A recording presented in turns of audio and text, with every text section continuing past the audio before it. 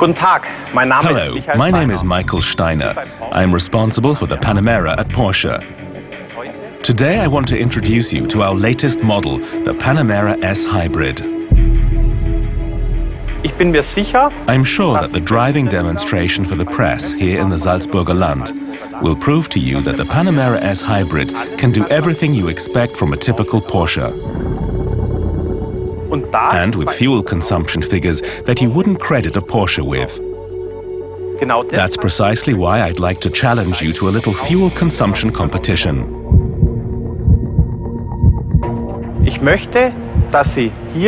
I'd like you to drive exactly the same test circuit as me, and then compare results at the end, to see whether you can beat my fuel consumption figure. I hope you succeed.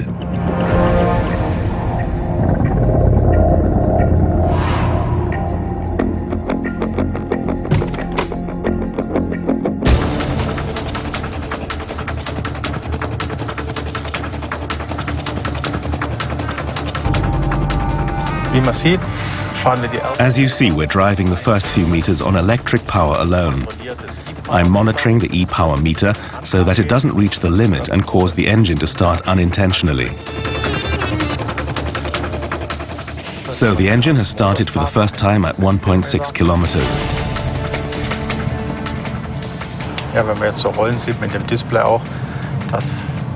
If we drive as we're doing now, you can actually see on the display that the load point in combustion engine mode has been shifted in such a way that the propulsive power is being directed both to the wheels and to charging the battery.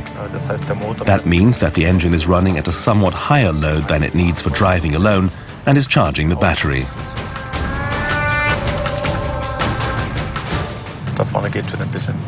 Up ahead, we're on a bit of a downhill lie again. You can then see on the e-power meter that we're even recovering a little bit of electrical power. Now I'm curious, and I'm checking again to see what our average fuel consumption is. 7.4 liters. That's a very good figure.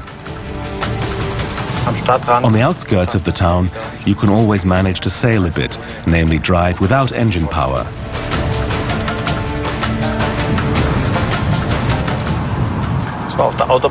What you actually need to do on the motorway is take things a bit easy. Up ahead there's a downhill stretch. Here there's a bit of a climb. That means that if the battery has a healthy charge, and that is the case, then I fully expect us to be able to sail for a while. Yes, it's working. Now we're sailing on a slight downhill gradient. We'll be turning off in about 3 kilometers. When you're approaching a turn-off, take your foot off the accelerator at the right moment and simply coast into the exit.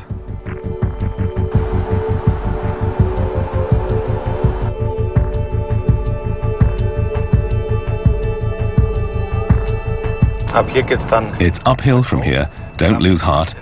Now that we're going uphill, the average fuel consumption is increasing significantly. But what goes up, at some point has to come down again, and then, if not before, we'll get back to our good average fuel consumption. So you can already see that the fuel consumption is unfortunately slowly drifting upwards. We're now at 7.6.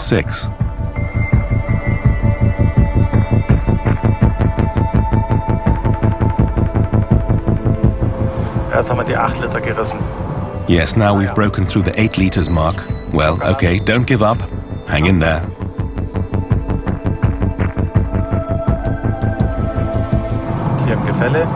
Here on the downhill gradient, we're sailing again. It's a little bit uphill to the exit. We probably won't manage to sail that far, but we'll manage a good bit of the way. And that's what's happening.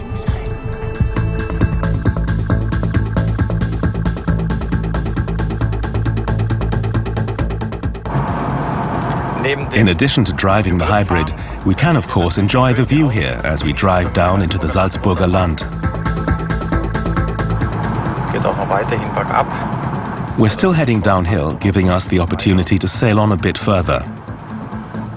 After the downhill gradient, we must have picked up again significantly. Yes, we have. We're currently at 6.9. That would, of course, be a fabulous performance.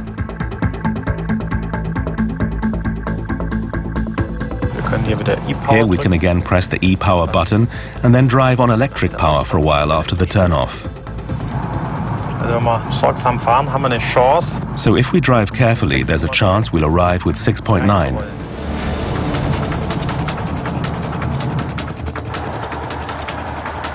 6.8, we're on track.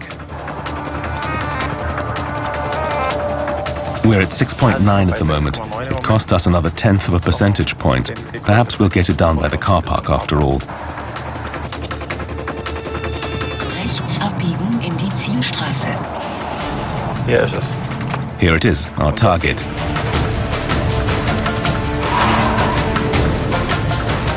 .8 liters. That was our fuel consumption challenge. I look forward to seeing what you can do by way of a sporting comparison, and expect that 1 or 2 individuals will improve on these figures. Best of luck.